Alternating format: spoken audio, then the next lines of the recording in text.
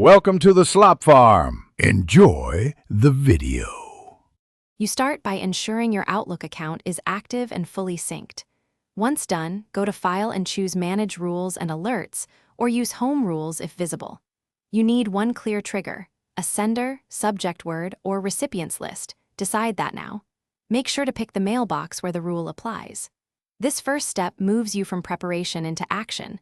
It sets the parameters you'll use for every following choice. You now build the rule. Click New Rule and either use a template or start from a blank rule. Use blank for the only way approach because it gives full control. Select precise conditions, from a person with specific words in subject or messages over a size threshold. Next, assign actions.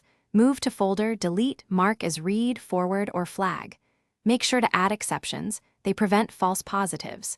This detailed middle phase shapes behavior for incoming mail. You finish by naming the rule clearly and choosing whether it runs on the server or client only. Server rules run even when Outlook is closed. Run this rule now to test against existing mail, then save and apply. Monitor results for day to confirm accuracy. If things go wrong, emails moved incorrectly, edit conditions or add exceptions, or disable the rule while you fix it. That one troubleshooting step usually resolves. Thanks for watching. Consider subscribing if we helped you today.